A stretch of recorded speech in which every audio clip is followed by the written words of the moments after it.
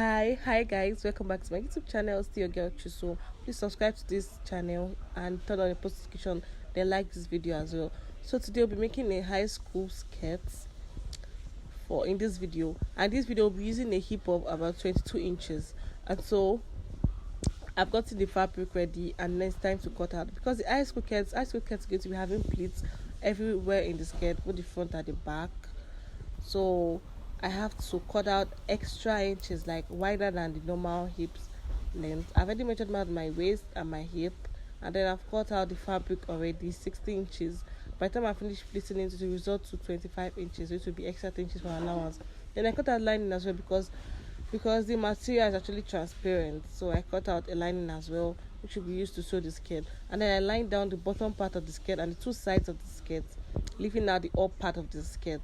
Then after lining the other part of the skirt, it's time to pleat the skirt. The first pleat, second pleat, and then everywhere to the end. Before you start pleating, you make sure you leave out about 4 inches from the edge part for zip allowance and also for seam allowance. By the way, look at that skin. Please don't be distracted, okay? So now look properly and see how I set the fabric to sit properly under the foot presser.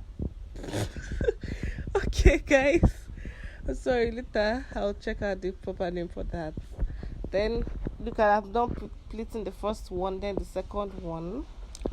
If you don't subscribe to my channel, 600 years for you. Make sure you subscribe and like this video.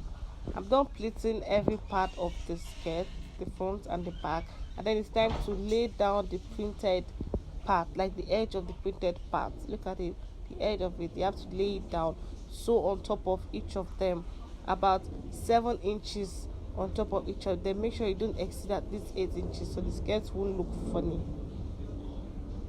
7 inches is actually supposed to be the maximum, but some of you may want to extend down to 8 inches, so you just make sure you don't exceed it. I've sewn the first part, I've done the second part, and then it's time to sew other part of the skirt. Watch closely, sorry. And then look at the end of the day, we resulted to 25 inches. Look at it, 25 inches. That's after getting the full hip measurement. You divide it by 2 for a skirt, and also divide the waist by 2. I forgot to tell you guys that. Then it's time for the waistband. I'm using a 1.5 inch length for the waistband, and so I cut out 3 inches length of fabric.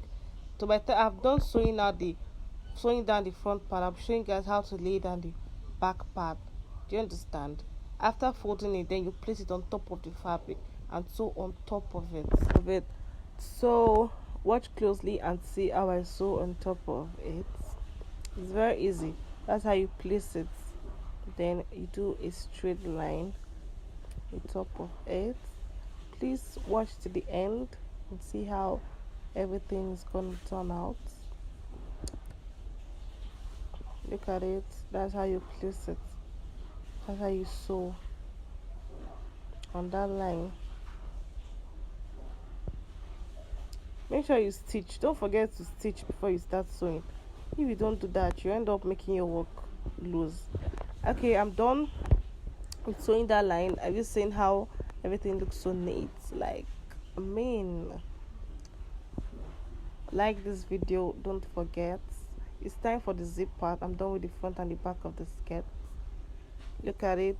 You make sure you use a matching color for the zip so your work won't look rough or funny. Now that's how you place the zip, not like that. Move it, yeah, on that line. You sew it for that part.